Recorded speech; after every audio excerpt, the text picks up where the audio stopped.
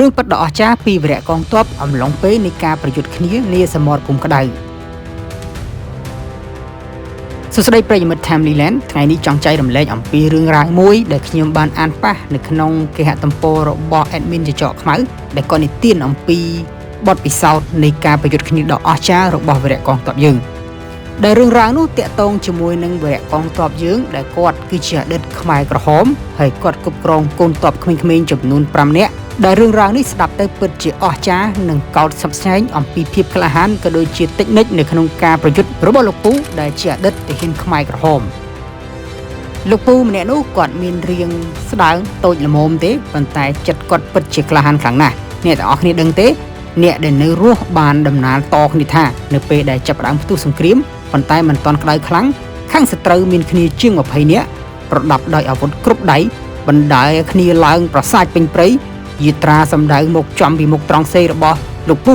ជាមួយនឹងការលើកចុងកាណុងចង្អុលចំត្រង់សេរបស់លោកពូហើយស្រែកជាសំឡេងរដើនបែបគំរាមថាអាខ្មែរដែលនៅខាងក្នុងឆាប់ចេញមកហើយទម្លាក់អាវុធចុះមិនអញ្ចឹងទេពួកយើងនឹងបាញ់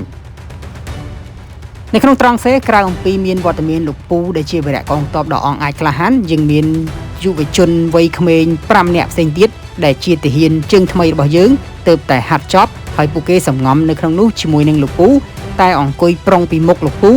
ដោយកែវភ្នែករបស់ពួកគេកំពុងមើលទៅពន្លឺខាងក្រៅដោយស្មារតីប្រុងប្រយ័ត្នហើយនៅពេលនោះលោកពូបានឮសំឡេងរបស់ខាងសៀមដែលស្រែកគំរាមមកហើយគាត់បានប្រាប់ទៅក្រុមទាហានដែលជាកូនចៅរបស់គាត់ក្មេងៗថាពួកឯងនៅស្ងៀមយកកំភ្លើងមកត្រៀមទុកឲ្យអញហើយមិនបាច់ឡើងទៅទេហើយនៅចាំនៅពីក្រោយអញលោកពូវីរៈកងទ័ពដែលជាយុទ្ធជនចំណាស់ឯកសណ្ឋានយោធាពេញសិទ្ធតែធូលីស្មាមានបកទង់ជាតិកម្ពុជាយាដៃយកកំភ្លើងមកស្ពាយហើយលូនវាយឺតសម្ដៅទៅមាត់ត្រង់សេហើយក្រោកយឺតនៅក្នុងព្រៃនៃសមរភូមិប្រៀបដូចជារងើកភ្លើងអ្នកទាំងអស់គ្នាដឹងទេថាមានរឿងអ្វីកើតឡើងតទៅទៀតមុនពេលគាត់ចាក់ចេញគាត់បានប្រាប់ក្មេងៗដែលជាយុទ្ធជនដែលលោកការពារក្នុងនាមជាមេក្រុមថាតើពួកឯងឲ្យអញទម្លាក់កំភ្លើងចោលយ៉ាងម៉េចនរណាទុកចិត្តចោលបានទៅបើអាវុធឃ្លាតពីដៃតាមវាបញ្ជាពួកវាលេបសម្ដីចូលមកដាក់យើងតែម្នាក់មួយដៃមួយជើងក៏ងាប់បាត់ហើយនរណាទៅទុកចិត្តចោលបានសមរភូមិនេះជាលើកដំបូងសម្រាប់ទាហានវ័យក្មេងរបស់យើងទាំង5រូបខណៈដែលបុរសចំណាស់មិនរារែនោះទេគឺគាត់ចេញទៅខាងក្រៅដោយភាពអង់អាចឈរនៅខាងក្រៅដោយឡែក5នាក់ក្មេងៗសំងំនៅខាងក្នុងចាំស្ដាប់សភាពការពួកសៀមរំពឹងថាលោកអ៊ំដែលជាវីរៈកងទ័ពនឹងដើរមកដាក់កំភ្លើងលើដីលុតជង្គង់លើកដៃឡើងលើតែខុសការស្មានរបស់ពួកសៀមទាំងអស់គឺលោកអ៊ំវីរៈកងទ័ពបានស្ពាយខ្សែគ្រាប់ឈរពាំងពីមុខត្រង់សេយ៉ាងក្លាហានជះស្រមោលចូលទៅក្នុងត្រង់សេដោយឈប់ជុងកាណុងកំភ្លើងទៅពួកសៀមវិញលោកអ៊ំដែលជាវីរៈកងទ័ពបានស្រែកគំរាមទៅពួកសៀមវិញដោយ1ទល់នឹង20ជាមួយនឹងកំភ្លើងមិនទម្លាក់តែតម្រង់ពួកសៀមទាំងអស់ដោយកែវភ្នែកសម្លក់មិនខ្លាចនឹងយកជីវិតខ្មាំងតតាំងសម្ដីជាភាសាខ្មែរទៅវាថាពួកឯងបកក្រោយវិញឲ្យឆាប់បើមិនទៅអញនឹងបដូរជាមួយពួកឯងទាំងអស់ហើយនៅពេលដែលឮបុរសអាយុស្មើនឹងឪពុករបស់ខ្លួនស្រែកខ្លាំងៗដូចនេះ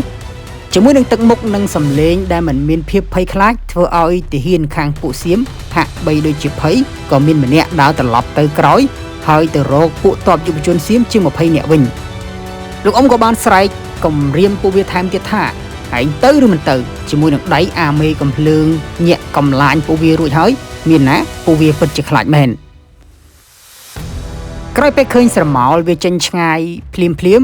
លោកពូវីរៈកងទ័ពបានរត់មកត្រង់សេវិញហើយស្រែកប្រាប់ក្មេងៗថាពួកឯងយកអីវ៉ាន់ចេញដេញឲ្យកូនក្រុមរបស់គាត់ផ្លាស់ប្ដូរទីតាំងមិនចាំយូរក្រោយពួកនោះចុះទៅបាត់ស្រមោលហើយ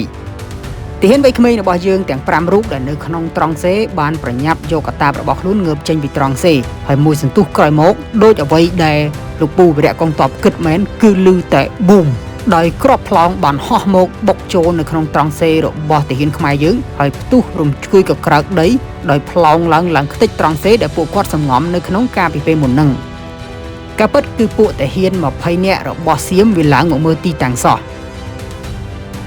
នៅពីក្រោយរណ្ដៅមានព្រៃសុបទ្រប់ហើយទាហានខ្មែរយើងបានរត់ចេញមកសំងំយ៉ាងមានសុវត្ថិភាពនិងស្ងប់ស្ងាត់កៅភ្នែកមើលទៅត្រង់សេហើយជុកលោកពូដែលជាវីរៈកងទ័ពបានប្រាប់ ទាហានវ័យក្មេងយើងទាំង5រូបឲ្យនៅឲ្យស្ងៀមរួចលោកពូក៏បានងើបចេញរត់ទៅដាក់ក្របបែកបញ្ជាមួយគ្រាប់នៅមាត់រូងហើយប្រញាប់ពួននៅជ្រុងម្ខាងទៀតភ្លាមមួយរំពេចចំណែកឯប្រដាប់ចុចឲ្យផ្ទុះនោះគឺឲ្យក្មេងៗអ្នកកាន់រួចលោកពូក៏រមៀលទៅពួនបាត់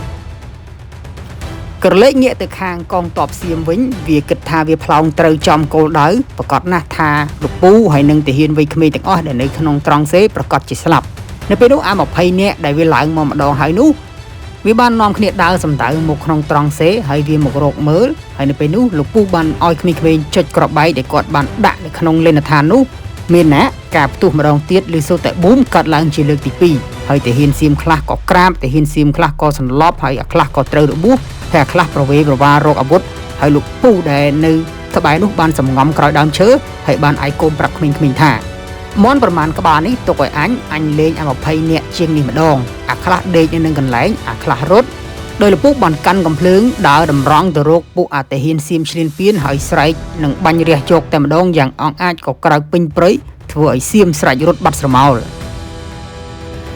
ក្រោយពួកវារត់អស់គ្រប់យ៉ាងបានស្ងប់ស្ងាត់ហើយលោកពូដោយសារតែរៀងចាស់ដែរហើយល្វើយអស់កម្លាំងផងក្រោយស្នូគ្រាប់បានរលត់សល់តែផ្សែងហុយនៅចុងកណ្ដុងគាត់ក៏ទុនជង្គង់សន្លប់ភ្លឹងទៅលើគំនោធូលីនិងសម្បកគ្រាប់ដ៏ច្រើននៅលើព្រះធរណីដែលជាទឹកដីរបស់ខ្មែរដែលលោកពូបានយកកម្លាំងកាយកម្លាំងចិត្តទាំងអស់ពីក្នុងខ្លួនមកការពារជាមួយនឹងសត្រូវឈ្លានពាន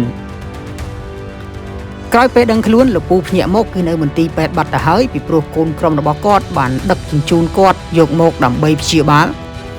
ហើយទាហានដែលជាកូនក្រុមរបស់គាត់ពិតជាដឹងគុណនិងគោរពចំពោះការពលីដ៏អង់អាចក្លាហានរបស់គាត់ដែលម្នាក់ហៅគាត់ថាលោកឪពុកពីព្រោះគាត់គឺជាមេក្រុមដែលមានទៅដោយស្មារតីនិងភាពអង់អាចក្លាហានដែលការពារកូនទាហានទាំងអស់បច្ចុប្បន្ននេះលោកពូមានសុខភាពល្អប្រសើរទេកំពុងតែសម្រាប់ព្យាបាលនៅមន្ទីរពេទ្យបើមានឱកាសជួបគាត់អីមិនដឹងជាល្អយ៉ាងណានោះទេតែទិននឹងសមរភូមិមួយនេះអាចបញ្ជាក់ឲ្យយើងដឹងថាលោកពូគឺជាយុទ្ធជនជើងចាស់ក្តាប់ស្ថានភាពបានរហ័សរៀបក្បួនទប់ទល់បានលឿនចឹងឯងបានយើងនិយាយថាក្មេងដើរលឿនតែចាស់ស្គាល់ផ្លូវក្រោយពីស្ដាប់ការនិទានតគ្នាអំពីវីរៈកងទ័ពមកពិតជាធ្វើឲ្យខ្ញុំមានអារម្មណ៍ថាមិនសរសើរមិនបានអំពីភាពអង់អាចក្លាហាននិងតាក់ទិចនៃការប្រយុទ្ធដ៏អស្ចារ្យរបស់អតីតទាហានជើងចាស់ដែលជាអតីតទាហានខ្មែរក្រហមខ្ញុំបាទសូមគោរពដឹងគុណនិងថ្លែងអំណរគុណចំពោះការពលីដ៏អង់អាចរបស់វីរៈកងទ័ពគ្រប់រូបចំពោះការលះបង់ជីវិតសាច់ស្រស់ឈាមស្រស់ដើម្បីការពារបូរណភាពទឹកដីសូមអរគុណសម្រាប់ការទស្សនាជួបគ្នានៅក្នុងវីដេអូក្រោយបន្តទៀត